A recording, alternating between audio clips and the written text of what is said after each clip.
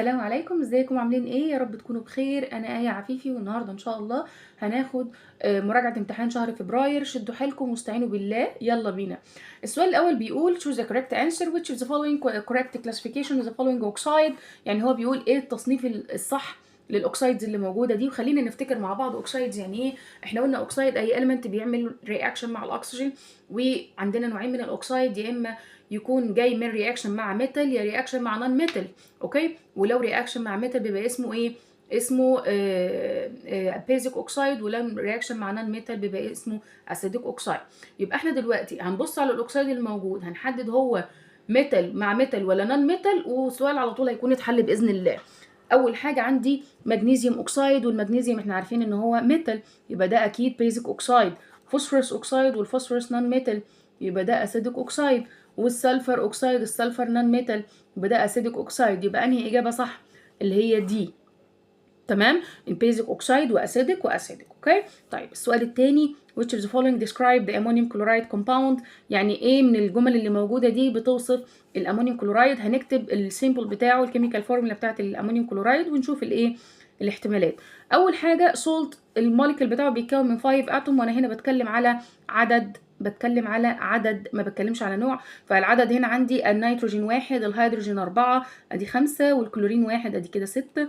فطبعا الاجابه دي غلط. السؤال الثاني salt whose aqueous solution has pH value greater than 7. يعني السولوشن بتاعه بيكون basic. طبعا لا، لان احنا قلنا salt يبقى neutral. طيب الاحتمال اللي بعده a salt composed of 3 elements، يعني بيتكون من 3 types. انا هنا بتكلم على types، 3. هو هنا قال اتوم يبقى عدد، elements يبقى انا بتكلم في نوع. تمام، انا عندي نيتروجين وهيدروجين وكلورين، يبقى دي الاجابه دي صح. تمام، طب نشوف الاحتمال الاخير a salt that sparingly soluble in water. يعني السولت اللي بيدوب بصعوبه في الميه. لا طبعا، لان احنا عارفين ان الامونيوم كلورايد ده من السولتس اللي بتدوب بسهوله في الميه، يعني هي اوريدي مش محتاجه highly soluble in water. فبالتالي الاجابه دي هتكون غلط، واجابه السؤال هتكون مين؟ سي. السؤال اللي بعده which substance or which of these substance doesn't contain a metal in its composition. يعني مين فيهم ما بتحتويش على ميتال في تركيبها؟ عندي الميلك اوف مغنيسيا، وهنا طبعا انا مش محتاجه اكمل المغنيسيا يعني مغنيسيوم، يبقى طبعا لا، لان ده فيه مغنيسيوم يبقى فيه ميتال. برونز الوي مش محتاجه اكمل برضو، لان البرونز الوي احنا واخدين ان فيه الكابر وفيه التان، والاثنين دول عندي ميتال. الامونيوم كربونات، الامونيوم كربونات والسلفوريك اسيد كلها عباره عن ايه؟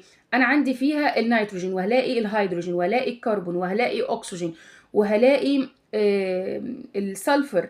اوكي، وعندي هيدروجين، وعندي اكسجين تاني. كل الحاجات دي ما فيهاش اي ميتال اصلا. اوكي، فبالتالي احتمال كبير تكون دي، لغايه ما نشوف الاجابه اللي بعدها. الميلك اوف ماجنيزيا ان اورنج جوس، برضو ماجنيزيا يعني ده فيه ميتال، يبقى الاجابه هي على طول مين؟ على طول سي. طيب الكلورين جاز كان بي ديتكتد باي يوزنج، ان احنا بنستخدم بنقدر نكشف عن الكلورين جاز بايه؟ الاحتمال الاول بيقول اليت ماتشستيك، ان هو بيشتغل مع عود الثقاب اللي هي الكبريت. طبعا لا، لان هو ليت دي معناه ان هو مولع، والكلور ده ما بيشتعلش اصلا. الحاجه الثانيه كلير لاي موتور، الماء اللي هي بتاع دوت اللاي موتور دي، او ماء الجير، الكلور ما بيتفاعلش معاه. اوكي، يبقى ما بيحصلش اي رياكشن، لا مع اولا هو هنا ما بيشتعلش، وهنا ما بيعملش رياكشن مع اللاي موتور اصلا. دراي ستريب اوف يونيفرسال انديكيتور، كلمه دراي دي برده ما تنفعش، لان الكلورين علشان يدينا البليتشنج افكت ده لازم يكون دايب في ميه. تمام، فمش هينفع دي، فهنختار الاجابه الاخيره هتبقى اللي هي الايه؟ الويت ليتمس ستريب. ويت ليتمس ستريب هي اللي بنستخدمها علشان نحدد وجود مين الكلورين، ان هو بيدينا البليتشنج افكت. البليتشنج افكت اللي هو تاثيره المبيض. تمام كده، لان هو بيتفاعل مع الميه اللي موجوده في الليتمس ستريب دي اللي هي الويت، وبينتج عنها حاجه اللي هو ال HOCl، دي حاجه مش عليكم. وفي كمان الهيدروكلوريك اسيد وال HOCl اللي انا بقول لكم عليه ده HOCl مع الهيدروكلوريك اسيد، الاثنين دول هم اللي بيدوني الوايتنينج افكت او البليتشنج افكت اوف كلورين. طب الناس هتقول هو ده جه منين؟ برضو لمعلوماتكم، انا عندي الكلورين اهو. تمام، ال Cl2 هفعلها مع الميه ال H2O، المفروض ان هو ليتمس. كان ال H2O دي بقى اللي هي موجوده ازاي؟ بتبقى موجوده H2OH. تمام كده، طيب H2OH الاثنين، ال H دي في H هتروح مع ال Cl. تمام اهي، والاو اتش التانية هتروح مع السي ال، اوكي، فهتديني الاتش او سي ال واتش سي ال.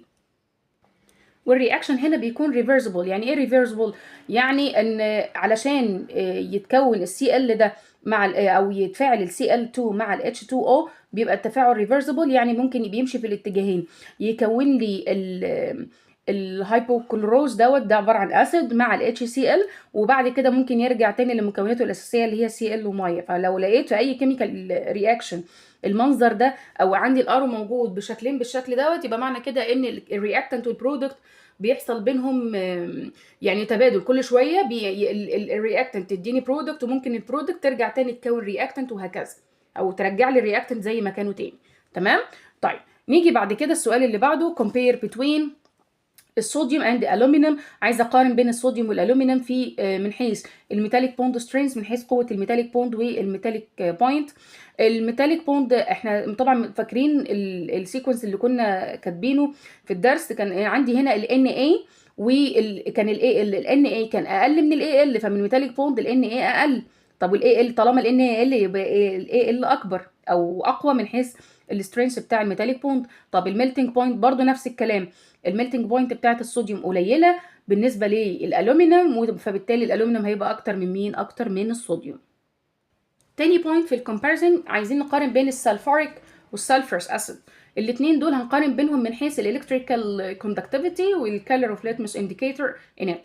طيب الاثنين دول خلينا بس نركز كده في حاجه، سلفوريك والسلفرس هما الاثنين دول لو تفتكروا احنا قلنا السلفرس اقل بايه؟ بون اكسجين. تمام.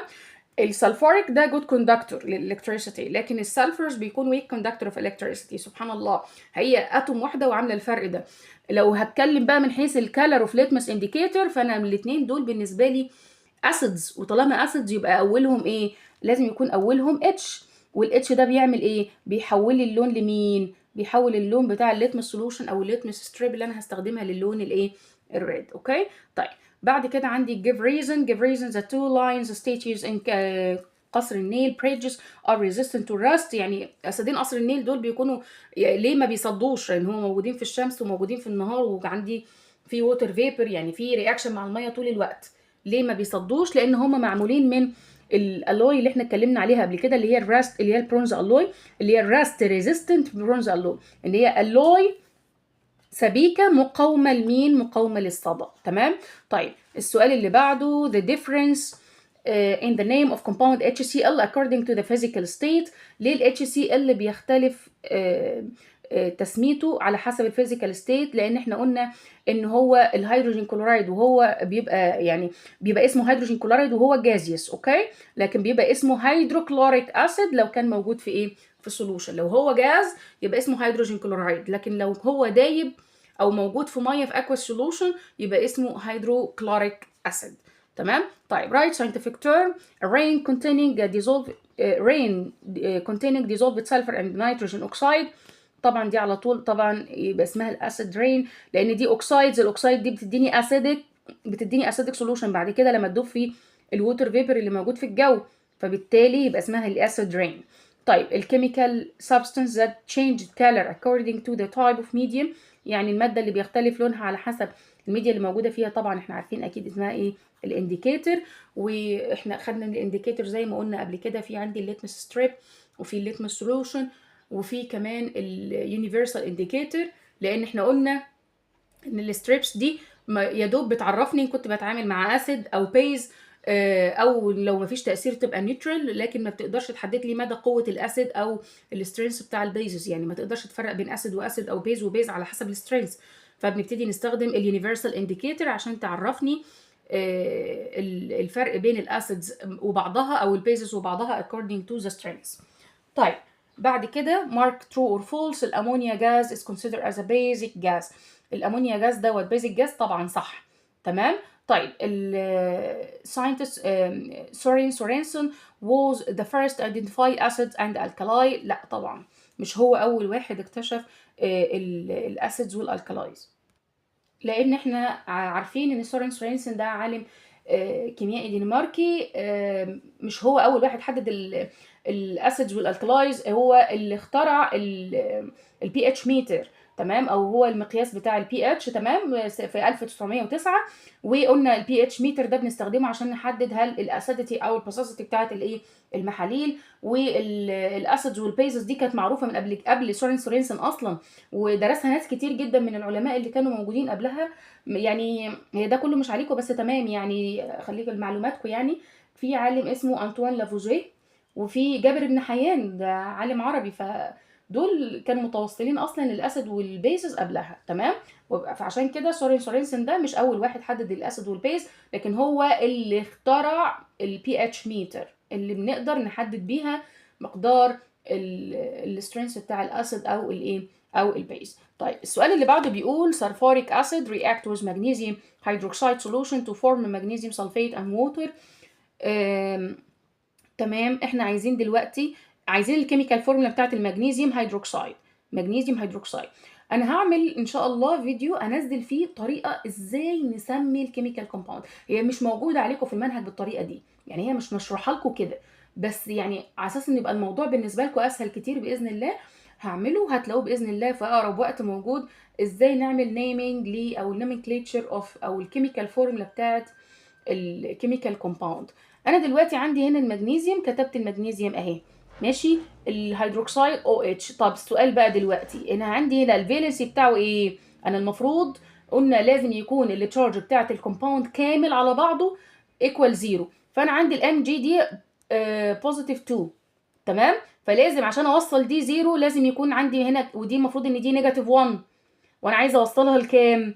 عايزه اوصلها لزيرو. فعشان اوصلها لزيرو لازم ايه؟ لازم يكون اللي عندي دي 2 عشان تبقى بوزيتيف 2 ونيجاتيف 2، الاثنين دول التشارج بتاعتهم مع بعض يديني ايه؟ الزيرو.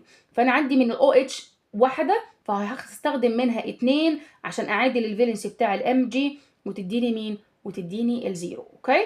طيب نيجي بعد كده compare between the water and sulfuric acid. هنكتب الووتر والسلفوريك acid according to the potential of hydrogen اللي هو البي اتش. عايزين نقارن من حيث البي اتش. طبعا الووتر احنا عارفين ان هي نيوترال علشان الووتر كتركيبها H2O، فلما باجي اشوف هي مكوناتها ايه هلاقي الاتش والاو اتش، تمام. ده الاسيدك وده سوري ده تاثيرها اللي هي البوزيتيف اين وده النيجاتيف اين، ده اللي تاثيره بيدي اسيدك، تمام. وده اللي تاثيره بيدي الالكلاين او البيزك، ماشي. ووجود الاثنين دول مع بعض كل واحد فيهم بيلغي التاني، فبالتالي تاثير ال H2O هيكون نيوترال، فالبي اتش بتاعتها بتكون ايه؟ 7. طب السلفوريك اسيد الرمز بتاعه H2SO4، فاوله H طبعا، يبقى احنا كده على طول وجود ال H اين ده احنا قلنا اللي هو بيدي تاثير الايه؟ الاسيدك، وعشان كده البي اتش بتاعته هتكون اقل من 7، ماشي. طيب السؤال الاخير بيقول what is the type of magnesium sulfate compound and is it an ionic or covalent compound. احنا دلوقتي عندي magnesium sulfate الام جي اس او 4، عايز اعرف بقى ده اسيد ولا بيز؟ اوله اتش؟ لا. اخره او اتش؟ لا. وعندي ده ميتال، مديني ميتاليك اي، وعندي دي اتوميك جروب نيجاتيف، يعني دي بتديني الكاتاين وده بيديني اناين، يبقى ده على طول ايه؟ سولت. يبقى انا قلت ان هو مش اسيد عشان ما فيهوش اتش، ومش بيز عشان ما فيهوش الاو اتش، ومش اوكسايد علشان ما فيهوش او اصلا لوحدها، يعني مش اليمنت ان كان ميتال او نون ميتال متصل بالاو، لا ده انا عندي هنا كاتاين لميتاليك اليمنت او ميتاليك ايون مع اتوميك جروب، يبقى دي على طول ايه؟ سولت. يبقى ده سولت، وده هنا بوزيتيف ودي نيجاتيف، يبقى البوند بينهم بتكون على طول ايه؟ ايونيك كومباوند. يبقى البوند بينهم ايه؟ ايونيك كومباوند. وبكده تبقى خلصت المراجعه بتاعتنا. لو محتاجين اي حاجه او حد مش فاهم اي حاجه او في نقطه معينه محتاجين اوضحها اكتبوا لي في الكومنتس، وانا باذن الله هرد عليكم. بالتوفيق ان شاء الله. ذاكروا واعملوا اللي عليكم، وباذن الله ربنا هينولكم كل اللي بتتمنوه. اشوفكم على خير باذن الله في فيديو قريب. سلام.